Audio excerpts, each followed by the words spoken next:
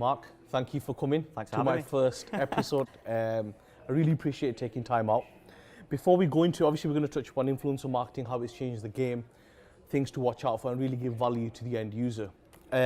Before we go into it, tell us a bit about yourself, how you got into influencer marketing, because I think you were one of the very first few in Manchester, especially to kind of get into this sector. So give us a bit of background how it happened. So for me, it was more one of the, some people, they say that like they fell into things or whatever. Like for me, it was more of a strategic choice. Oh, right, okay. So like I used to be involved in like sales background. I used to work in like media sales, so like selling advertising space for websites and things like that. Yeah. And then through just like meeting people and things like that, I started to make contacts with bloggers and that kind of thing. And I think back in 2015 when I kind of started to get into this, I was quite active on Twitter. All right, okay. And so I started to see like bloggers posting a lot on Twitter and like advertising their blogs and stuff.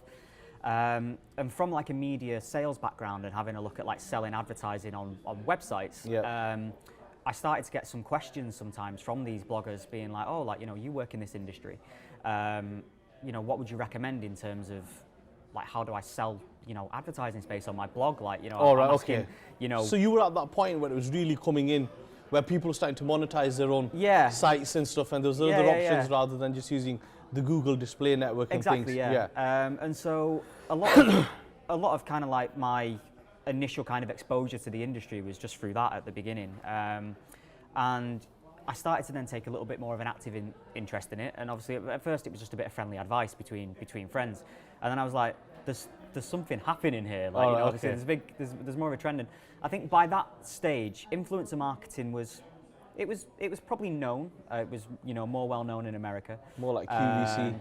But you would see it being more like that celebrity scale. So it was kind of like, influencer marketing was more just, you've got Kim Kardashian on Instagram and let's get Or like when Ronaldo would wear something, he's wore the pods the other day. Exactly. The iPod. Yeah, the iPod Nano that he had and on, it blew up overnight. So it's more. Yeah, so it was more kind of like that level at the time.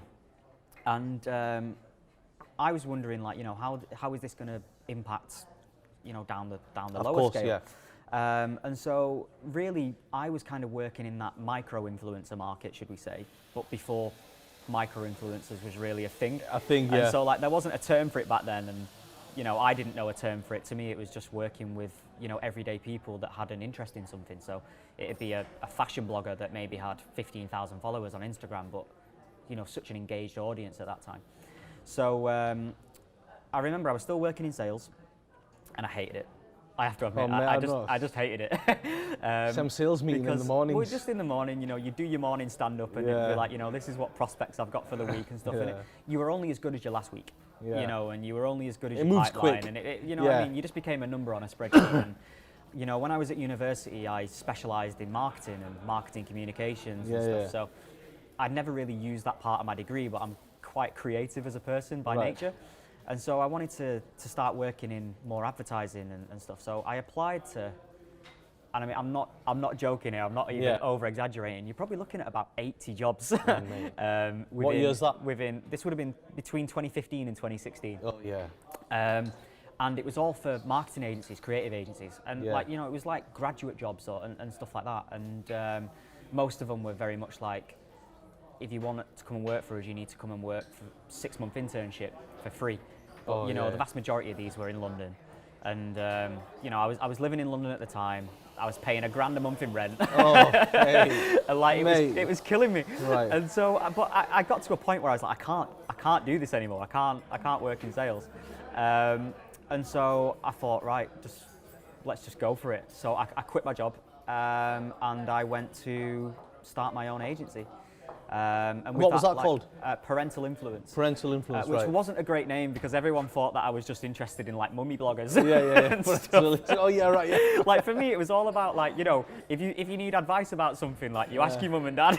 So I was kind of like trying to be advisory and stuff. I've had names as well. So it was a pretty terrible name, to be honest. Yeah. But I started that, and like for ages, like nobody wanted to hear about micro influencers. It was always like, oh, can you get Wayne Rooney to post on his Instagram? And I was like, I don't know him.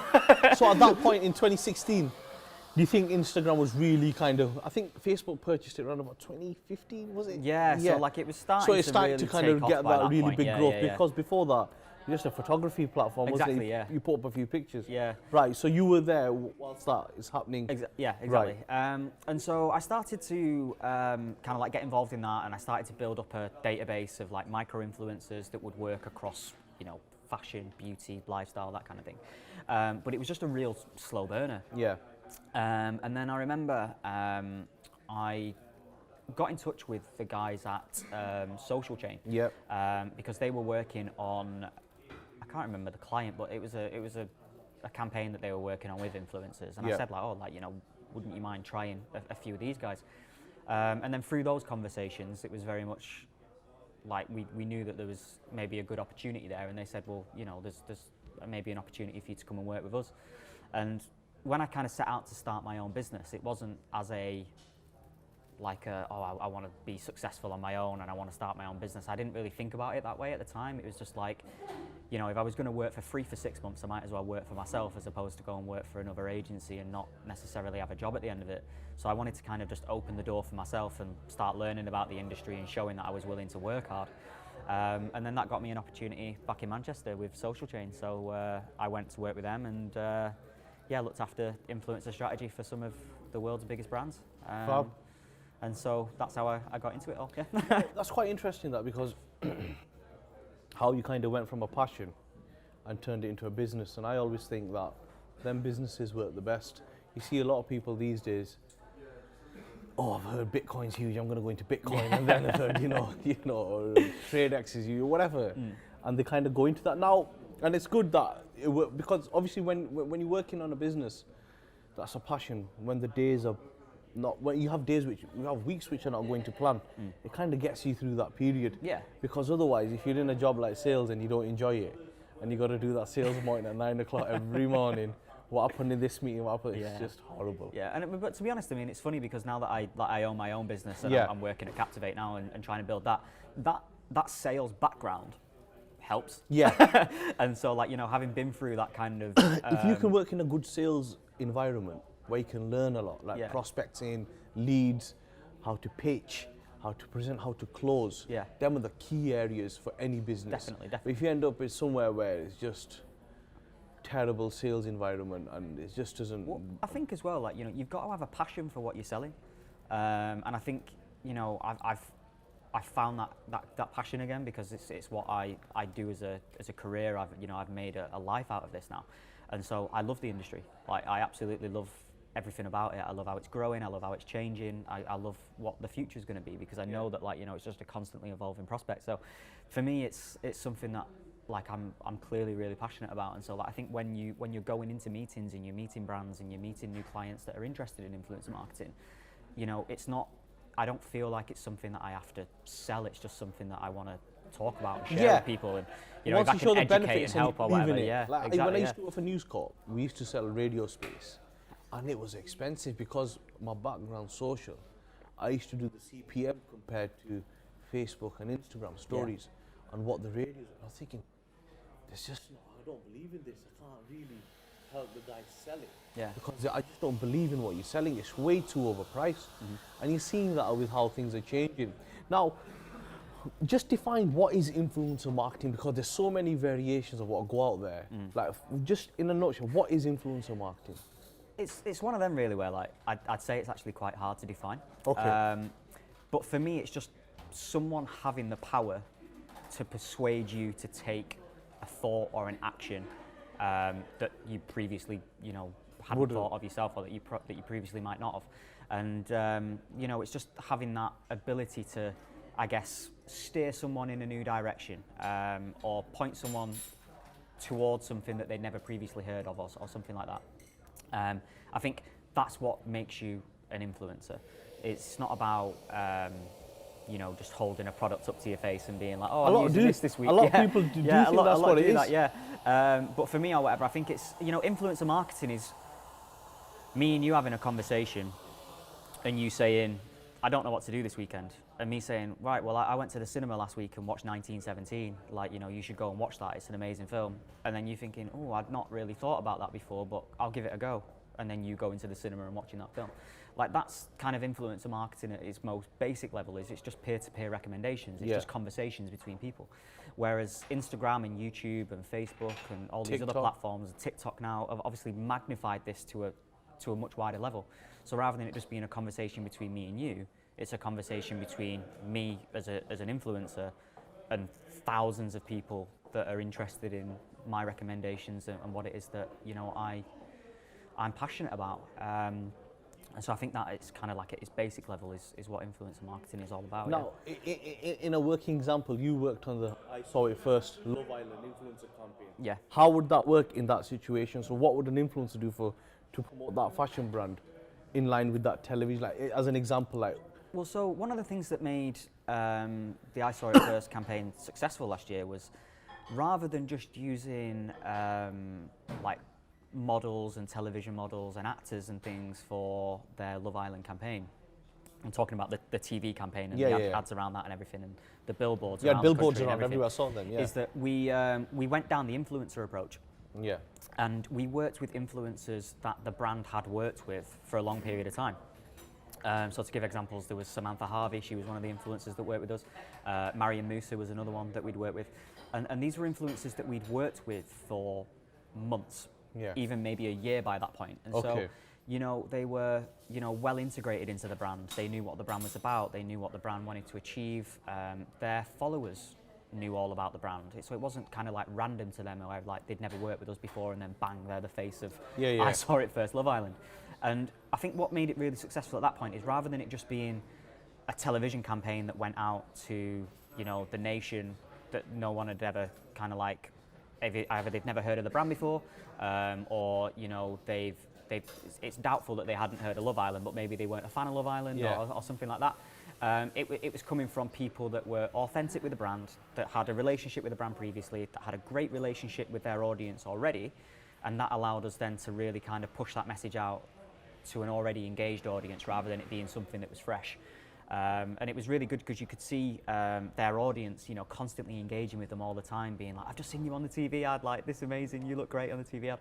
And it was getting people then to really, buy into us as a brand, but then at the same time, like, buy into those people as individuals and really kind of share that moment, And would that, let's say Love Island's gone out, let's say, I think it was at 9 or 10 o'clock, whatever it is, what would them influencers be doing whilst it's on TV? Would they be posting some stories? Would they be saying, go on to I Saw It First, get 20% up with Becky 20 for argument? Yeah, exactly, all of those things. And a lot of it would be kind of like, we tell them in advance, like, our TV ad is going to air at, 9:16 or something like that, like, first ad break or something like that.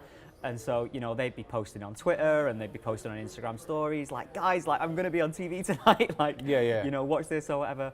And the brand goes on to the back of that then because of... Exactly. And then, there will be brand messaging around that at the same time as well, where, they might be able to get a certain discount on what we were doing, or it might have been about... maybe entering a competition to win something or something along those lines. But I think what I Saw It First did really well, and what I think has helped build that relationship with influencers over time, and what we still try and do as a brand when we're working with them, is the reason why they pick those influencers, because those influencers, I guess, have been kind of loyal to I Saw It First throughout. I think sometimes with influencer marketing, and especially around, like, the celebrity influencer marketing that's associated with Love Island and, Towie and, like, things like that, is that it's more about, it's pay to play. So, like, it's like, we'll pay you for X and you'll do a post for us and that kind of thing. Whereas, these influencers have been working with the brand since the brand was founded, pretty much. And so it was about rewarding those influencers. It was kind of like, you've worked with us and, you've helped, build this brand into what it is. So we're going to make you the face of a national TV campaign on what is the biggest show of the summer that, the nation's been looking forward to. And that relationship then builds, and then it grows, and then, it's something that really benefits both parties, and it worked really, really well. So let's say there's a brand, right? They haven't got enough money to have an agency come in and do the influencer campaign, and they want to start themselves, right? There are two questions really rolled into one.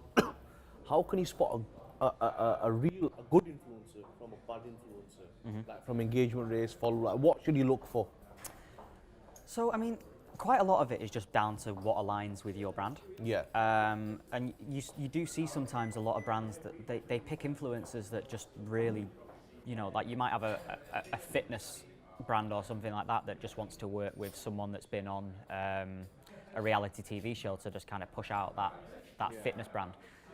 But that person's got no interest in fitness, and their audience has got no interest in fitness, and it really just doesn't align. It's just trying to put a face to a name. So quite a lot of it is just about brand alignment. So like, you know, does an influencer genuinely align with your brand's values and what it is that you're trying to achieve? So that's the first thing that you want to look at. And then, you know, their content, like, you know, is it in line with what you would expect from someone? So, you know, you might be we'll just use the fitness example. It might be someone that's into fitness and, you know, they're really into, you know, motivating people to go to the gym and that kind of thing. But, you know, do they constantly swear in their content? Are they aggressive in that message? That, you know, you might be going for a more of a calm approach or whatever, where you're trying to slowly encourage people to maybe take up a new hobby as opposed to aggressively go after people to motivate them to go to the gym. And so you're looking at that kind of content, and does it align with what it is that you're looking to do? And then from there, you want to be looking at, you know, their engagement rates. What's a good engagement rate? On average? On average, decently.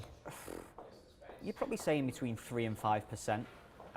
Obviously, it depends. If you've got between 1 and 10,000 followers, then that engagement rate's probably 7 to 8%. If you've got maybe 10 to 100,000, 5. Yeah, the more numbers it goes, 3%. drops. Yeah, it drops as you go along. But you'd probably say between 3 and 5% is usually a pretty good benchmark to look at. Right.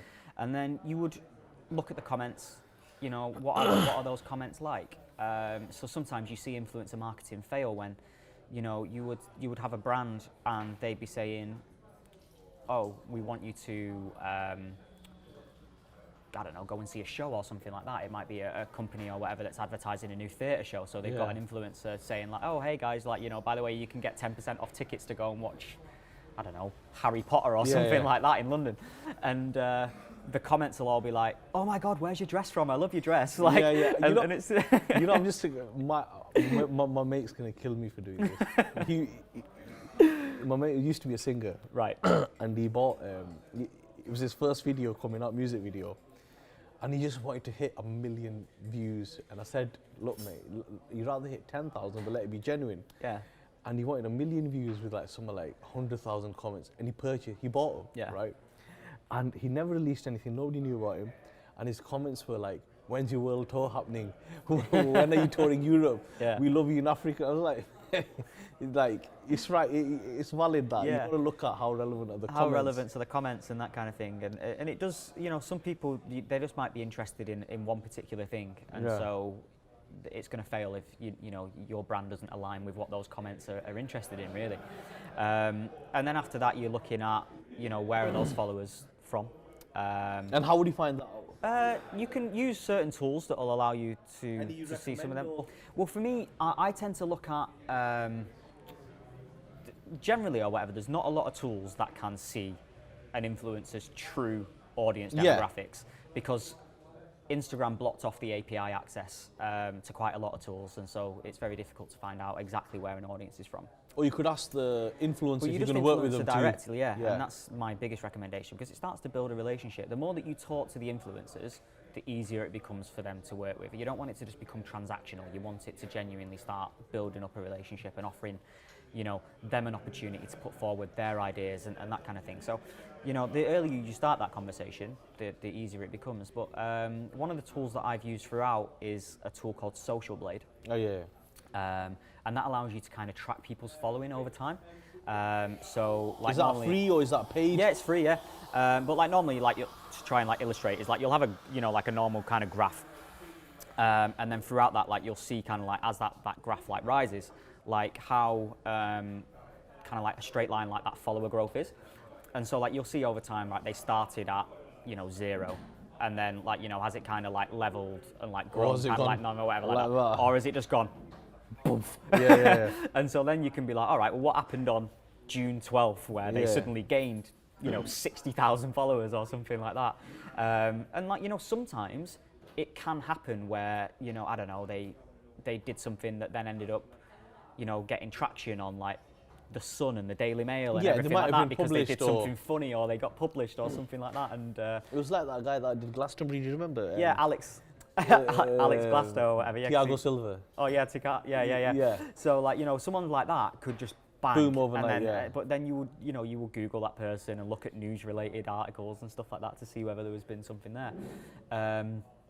But you can normally see like a big spike or whatever if someone's bought followers. So somebody looking at it, there are ways of finding out, and there are ways of like you said, just be a bit of common sense. Something happened on the 20th of June. Yeah. Just search what happened. Yeah, exactly. And if you're asking for an influencer's like demographics, and you say, oh, like send me your social stats and let me have a look at where your audience is from, and they're a fashion blogger that lives in London, and most of their audience is Indonesian men that aren't going to be interested in fashion, then you'll be like, well, where's that come from?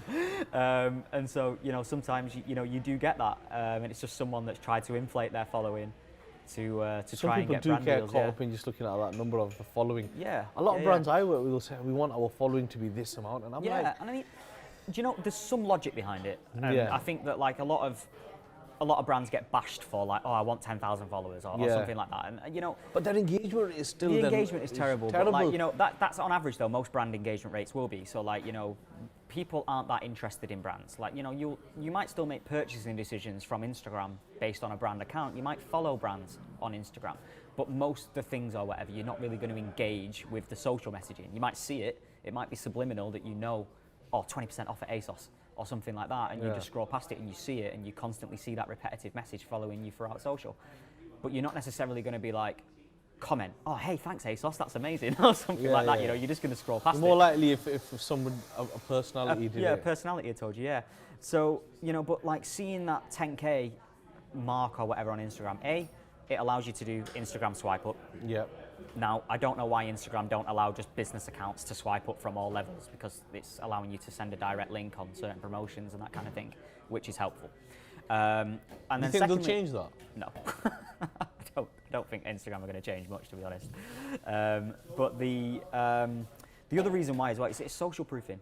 It's offering legitimacy, effectively. Like if you are looking at a brand that maybe is new, and you're wondering, how reliable are they?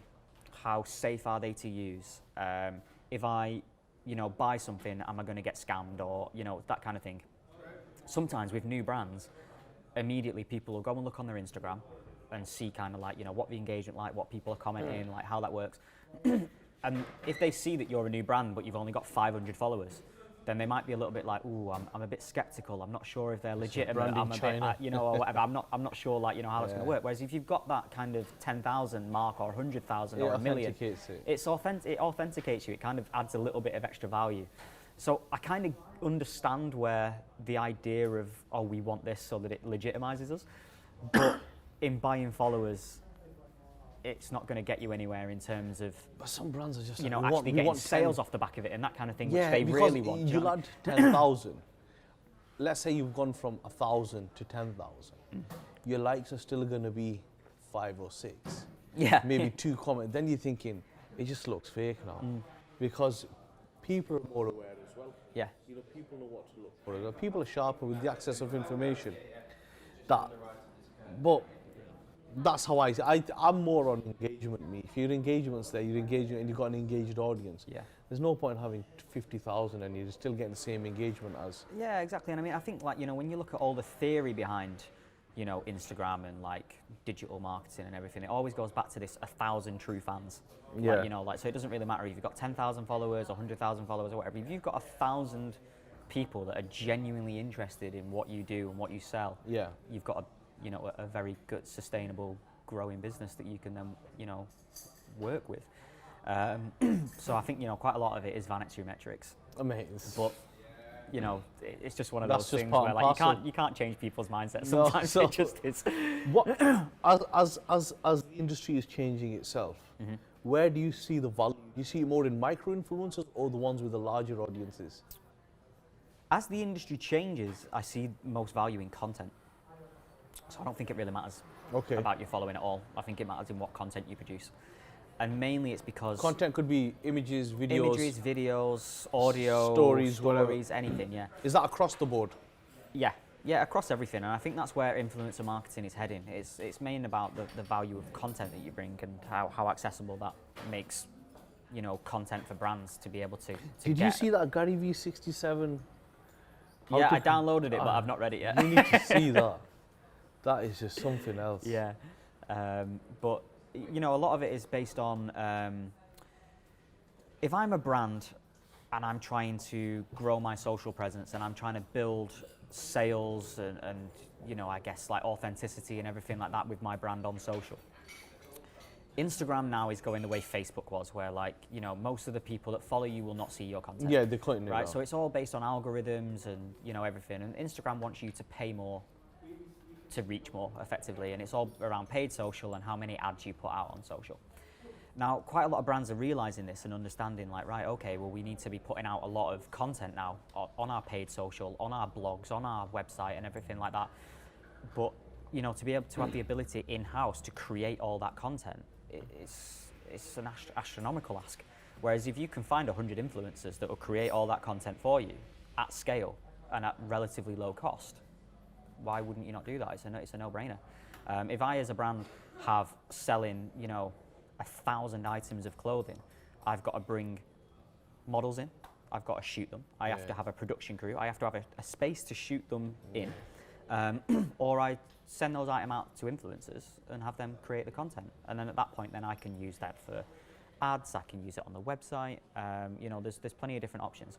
Obviously, you'll have to negotiate, where you can use those images and how those image rights are applied across your business, but it's going to be a lot cheaper than hiring models every week at £1,000 a day. Trying to find models is difficult. To do that, so it's obviously extremely expensive. So I think it's heading more towards content across all platforms. Across all platforms, and the added value is the fact that that content is then amplified to that influencer's audience.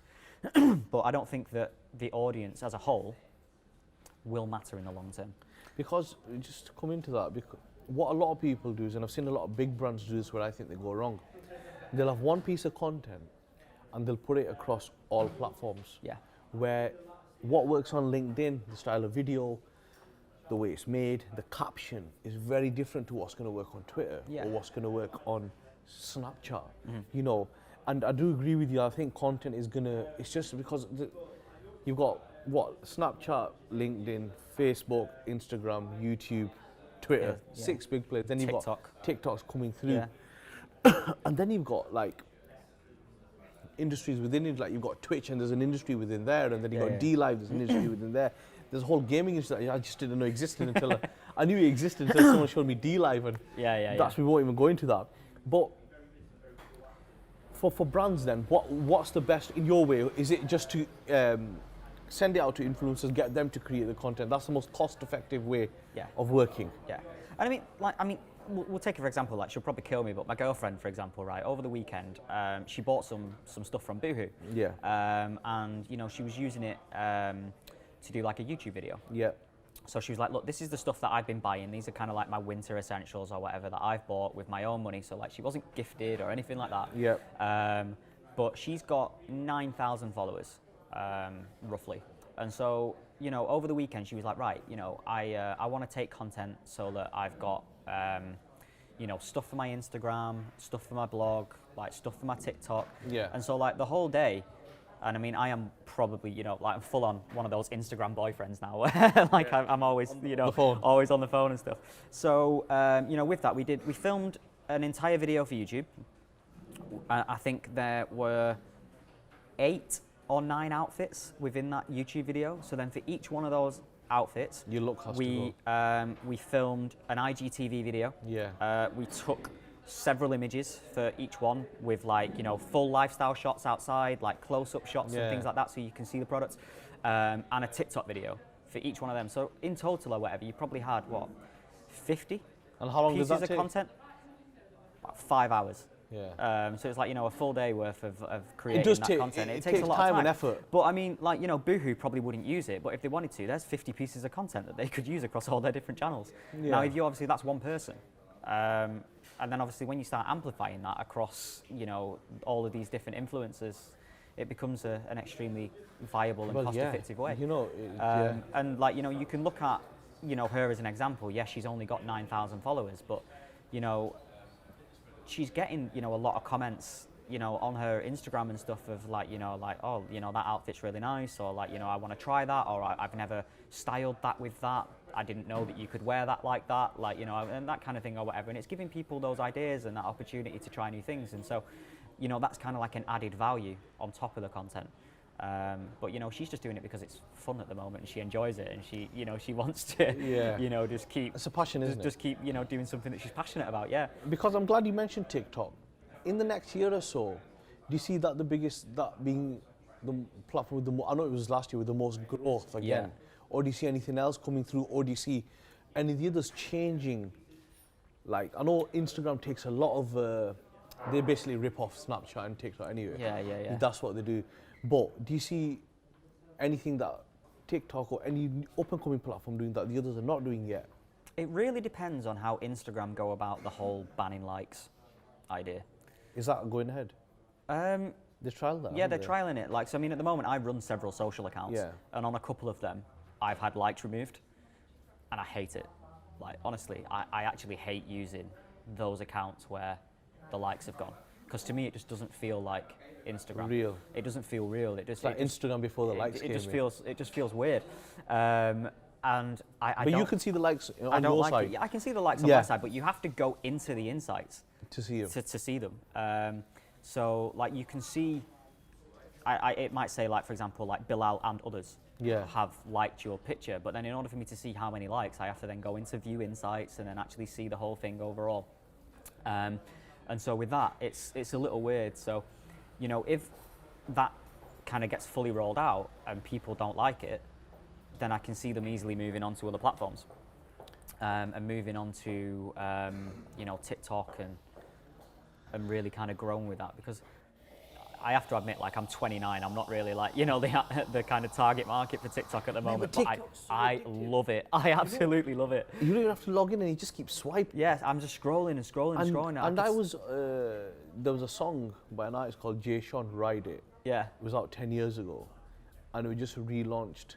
Someone remixed it. Yeah, someone remixed it, and it's massive at the moment. And he was saying that it charted higher than it charted originally. Yeah. Just because of TikTok. Yeah. But if you, as you know, when you log in, you don't even have to have an account. You can just swipe. And we were looking at it the other day in the office. We went on Spotify and played the global top 50, and probably out of that top 50, 30 of those songs have been trending on TikTok over the last, you know, month or so. And every time we were going through, we were like, I've heard that on TikTok. And like you then start to associate, like, you know, people create dances to these songs and stuff like that. And so they start to become almost like meme culture and everything like that, so associated with music. And it's something that really kind of like, and they do the challenge, don't they? Triggering people. They do, like, you know. In South Asia, when a movie comes out, they have a TikTok challenge part as a promotion. Right, okay. Because it's so big out there. Yeah. Usually South Asian movies will have a dance element to it, and they'll create a specific sequence and they'll say do it on TikTok, and you could have a chance to win. Yeah. So they really incorporate that into their marketing. Is it? There's an American brand, Chicanos or Chicory. There's a food brand. They were the first to go onto TikTok and start using it as their part of their strategy. Yeah. I think it's only a matter of time before the bigger brands kind of go on there, because your organic growth's huge. Well, I mean, for example, I mean, like, I saw it first recently, started to work on TikTok. And, you know, I work in social and it's my daily job. I'm always on like Instagram and TikTok and stuff, but I'm not an expert in TikTok. It's a new platform to me. I'm still learning it. I'm still understanding how it works. But, you know, these influencers that have been on TikTok back in the day when it was Musical.ly and so on, it was purchased by you know, so like people have been using this platform for a few years now and know how it works. They know how to gain followers. So I saw it first when they started talking to us about building a TikTok platform. They were kind of like, oh, you know, what should we do and how should we do it and how should we create content? And going back to the idea of why content is essential, they didn't have the in-house resources to get someone to create, you know, TikTok videos every day and so on. So they're like, how can we do this? So then we said, all right, well, let's just work with influencers. So we actually hired an influencer to work in-house a day a week with I Saw It First to create content. It's a good idea though. So she travels up from, I think it's somewhere near Birmingham that she's based, and she comes up every Tuesday and she films content for TikTok all day. But then at the same time as well, she's built up connections within that industry. So she knows other creators on TikTok. So, she invites them in and they create content together and they, work together to create content. So I think I Saw It First started their TikTok channel 2 months ago, 3 months ago. Okay. And they're probably on about 15,000 followers now. You couldn't get whereas that like on you couldn't get that on Instagram. The most you'd get someone if popular, a couple of hundred. Yeah. And that's at a push. So it's just growing massively, and some of the videos on there have got like 500,000 views because they started trending.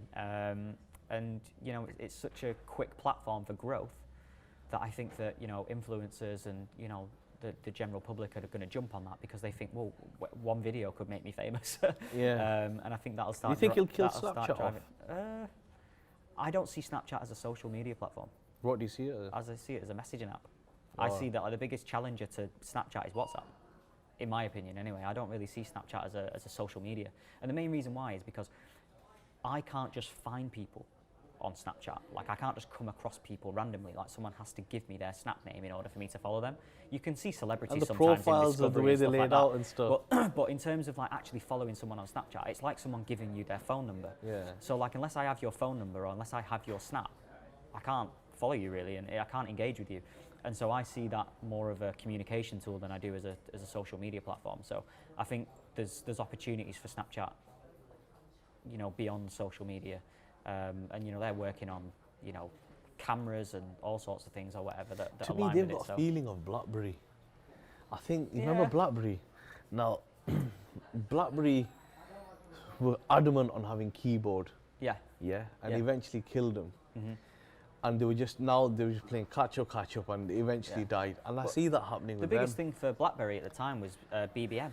Yeah. And the fact that you could, rather than it being a text messaging platform, you could message everyone for free. And everybody wanted a BlackBerry for the BBM. BlackBerry for BBM, and that was it. And so I think, when you treat Snapchat as a communication tool, it's almost like, BBM and how that works. But, I'm not that interested in Snapchat, personally. I never use it. I used to have an account a few years ago, and then Instagram stories came out, and then I was just like, well, that's everything's in one place. Yeah, everything's in one place. I want things to be, just like nice and easy to access. I still prefer the filters on Snapchat. Yeah, well, that's sometimes, people will use filters and everything on Snapchat, and they get a lot better on there. But overall, or whatever, I've just never really used it, and I would never, for a client, when they start asking me about social media strategy and stuff. Yeah. I wouldn't really put Snapchat forward as a proposal. Personally, I just don't see value in it. I'm glad you kind of said that. Now, one thing I did want to ask you was, there's a new industry that's kind of been created with it because of influencers. As you know, it's called food porn. Yeah.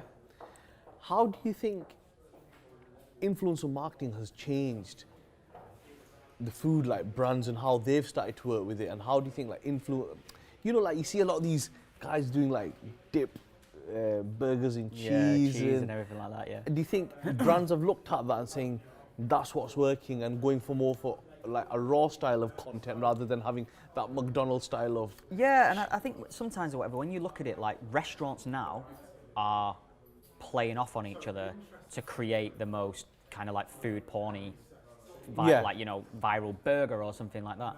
And they're all trying to come out with something that's more crazier than the next place or whatever like that, so that they can get themselves trending on Instagram or something and invite more customers in. And I think Instagram has had a huge impact on brick and mortar businesses. Yeah. You look at London now and the cafes and the pubs and places like that. Most of them are going out their way to add a flower wall or whatever to make it more Instagrammable, and it's all about... I blame Salt Bay. Yeah, it's all about content. And so yes, you want something that's encouraging influencers and that kind of people to come and have their pictures there, eat the food, share it with their followers, because people do see these as inspirational people. And depending on the level of influencer, you've kind of got aspirational, which is kind of Kardashians and that kind of people or whatever, where like, you know, you aspire to be like them in the future, and you know, you want to grow and be a celebrity and so on. And you see, like, you know, your everyday kind of like, you know, your inspirational people and the people that I guess make things more attainable. And you know, you see something or whatever, and it's a pub in London or something like that that's doing, I don't know, a giant pizza or something like that or whatever, and there might be a food challenge. There might be a challenge, like, you know, like tag you and a friend that can complete this in half an hour or something like that. And you know, having influencers come down and try the challenge and that kind of thing, you know, it gets the message out there, and it is having a massive real life impact in driving people to it. Yeah, restaurants are being designed with an element of, will this look good on Instagram, or have we got an area where people could take pictures? Yeah, and it's just amazing how that whole industry has changed. It's helped the industry as well. Like normally a restaurant would have, like, you go on the website, you see the menu, 1 or 2 images, but now you can go on their feeds, or an Instagrammer could go into a restaurant and say, oh my God, look at these, look at this, look at this. And it really opens it up. But let's say there was a smaller business, it had no money whatsoever. How could they work with smaller Instagrammers? Like, what would it just be a gifting option? Yeah, just invite them in and, you know, offer them the opportunity to try a tasting menu or something like that. And I think a lot of places are actually doing that and have grown off the back of that. Is, you know, you're working with local influencers that have probably got, you know, less than 10,000 followers. Their audience is going to probably be more local. And therefore you can probably have a lot more of an impact at that local level. So I think it works out quite well if you just invite people in. Is it just best to DM them, say, hi, this is who we are, or yeah, or, you know, sometimes or whatever, like it can be, if you're say for example, you're a Manchester-based restaurant and you're based in the Northern Quarter, and you can see influencers that are constantly taking pictures within the Northern Quarter, you know, comment on some of their pictures or whatever, like, and just say like, or like, you know, we can see or whatever that you're constantly, you know, in this place area or whatever, like, you know, we're just round the corner, come and have a drink on us, or come and have a meal on us or something like that. Yeah, and you know, that kind of thing works. And I think sometimes a lot of businesses are scared about, they've heard, like, you know, scare stories of, you know, reaching out to influencers and then being like, oh, I want $1,000 to come and take a picture or something like that. And the vast majority of influencers are not like that. A lot of them are quite flattered that, you know, you've reached out to them and offered them an opportunity. Yeah, and plus if it's an influencer that works in fashion, and they're in Northern Quarter, and somebody from a different industry has reached out to them, they're more likely to, do you know what I mean? Yeah, to maybe try something new. Try something. At the same time as well, like, influencers, you know, thrive off content, because they need content to keep their audience engaged, because if they're not creating content, they're not interesting, effectively. And so, like, you know, it's almost like, you know, content for them is an interest and engagement is their form of social currency. It's how they live in terms of Instagram.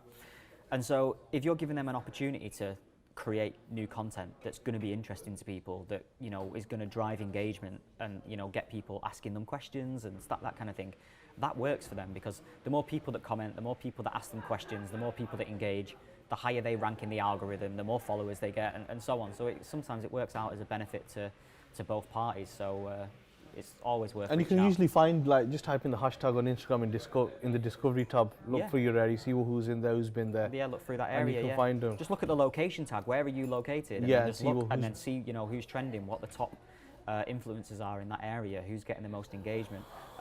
Look at some of your competitors. Who are they working with? You know, who they've invited down, and that kind of thing. Because you can normally get an idea for it. That if you're a small local bar that serves, you know, pizza or something like that, and there's other places in Manchester that do a similar thing, they're probably going to have similar budgets, because they're probably at a similar level in their journey or whatever. So, like, you know, it's not like a local pizza chain competing with Domino's or something like that. You're looking at, you know, everything as a whole, and just having a look at who they're reaching out to, who they're engaging with, who's on their stories, that kind of thing can give you an idea of, you know, who might be open to those kind of collaborations and work with you on that level. So you don't need a budget to get involved in influencer marketing. What about brands that are burnt, would say influencer marketing doesn't work, we burnt too much money on it, you know, it doesn't work for us? Would he say that was an error in sourcing the correct influencer, the funnel wasn't correct? Before somebody parts money on a campaign, what things should they have in place? Should there be a clear KPI? Should it be a clear funnel? This is what we want the influencer to do. Should it be, does this influence the brand, or should it be all of that?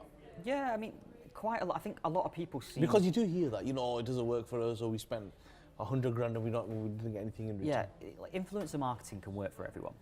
There's not an industry that you can't really apply it to. It can work pretty much with it across the board in terms of helping brands reach new audiences. But a lot of the time or whatever is that they've prepared wrong. They've not really put a lot of effort into how it's going to work afterwards. Once that influencer has posted, once that influencer has been to an event or something like that, what's the process afterwards? How do we analyze that data? How do we, collect data from it in terms of maybe, new customers or whatever coming into that funnel? Sometimes you look at it where a brand is, I don't know, say for example, they've posted with an influencer and that influencer has driven a lot of traffic to the site and then it's not converted. And then they'll be saying why isn't it converted or whatever? It must be a problem with the influencer. It's like, well, most often it's probably a problem with your website. How easy is your website to go through to checkout? How many different screens do you have to go through? How easy is it to find the product, to find the price, the price and all that kind of thing?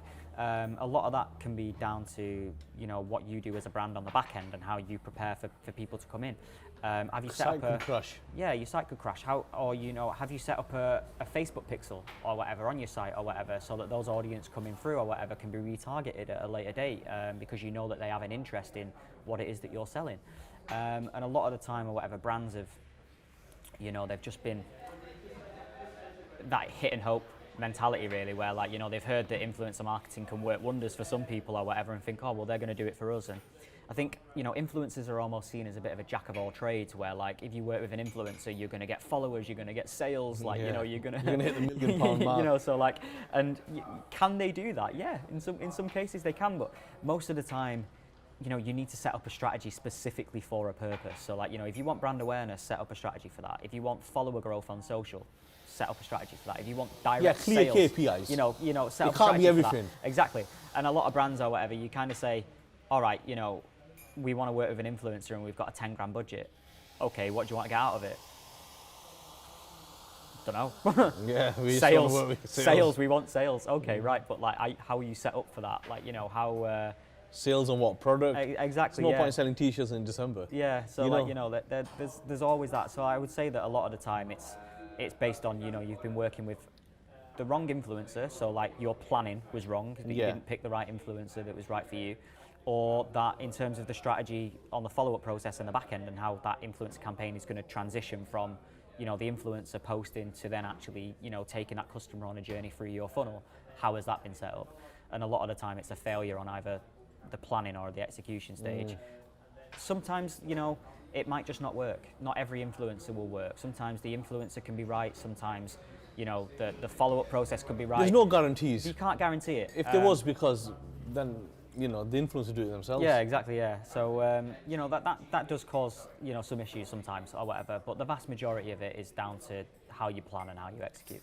Now, I believe I'm with you on this. That I'm really all for influencer marketing, but I think there's a lot of negativity around it because I think too many people jump on the bandwagon and then kind of pull it down and they don't actually understand influencer marketing well. Yeah.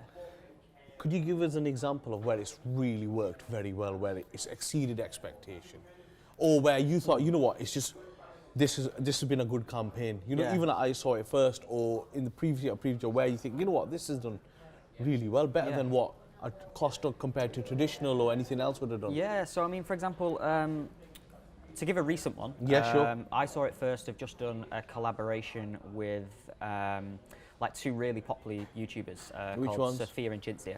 Yeah. So they worked with I Saw It First to design a collection for themselves that they've had input in throughout the whole process. Yeah. So sometimes you might get, especially with fashion brands, they might say, oh, we want an influencer in and we want them to do an edit.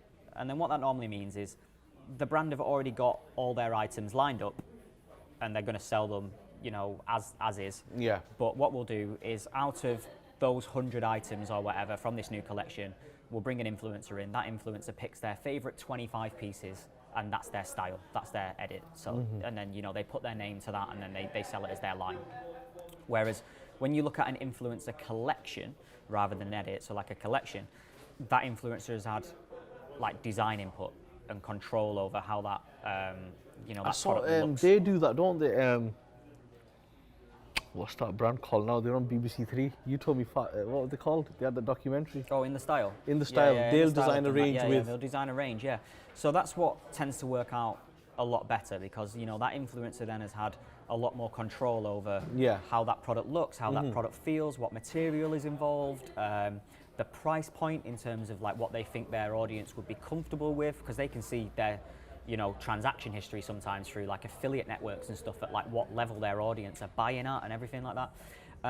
And so they've had like full reign to work with us and to have massive input across the whole range in terms of what it looks like, how it's designed, and that was extremely successful. So it launched, sold out first day. I think they've relaunched probably maybe 3 or 4 times now in terms of like bringing that product back. Yeah. And again, like that sold out. So it's performed extremely well, really, really well. But those influencers, because they've had input throughout, they feel like massively Plus aligned they connect with their own audience a lot better. Yeah. And so with that, they've had like full kind of like ownership of it throughout, and so they feel like it's theirs. And so when it comes to then actually pushing and promoting the product, they have ownership over it. They want to put it out there. They want to promote it as much as possible because they feel like I've designed this. Like I want to see it to be successful. It's kind of like a testament to me as a designer and an influencer as to how well this product does. And so they heavily promote it. They try and push it out there as much as possible, and that then obviously benefits the brand. So that's a really good example of a very, very recent campaign. I mean, it was only in December when that happened. So like you said, it's just probably before you dive into it, educate yourself about what it is. Yeah. What you want from it, and then just work with the right people. Yeah. Talking about right people, how can people get in touch with you, your agency? If they want more information about you, how can they get in touch with you? For me, I'm really active on LinkedIn, so just search for Mark Dandy on LinkedIn. My email is mark@captivateinfluence.com. We'll put that in the... Yeah, so feel free to email me for anything influencer marketing related. And then also, I'm pretty active on Twitter, I've noticed. at Mr. Mark Dandy. Yeah. And now that... Do you want to let the people know what team you follow? And what happened to you last night? I'm a huge United fan, Man United fan, yeah. And it's a sad time at the moment. But yeah, I'll get back to tweeting about marketing now that elections and Brexit and everything like that is all done with. No. So we can get back to talking about marketing and stuff now. So yeah, follow me on Twitter if you're interested in influencer marketing. Yeah. Mark, it's been a pleasure. Thank you so much.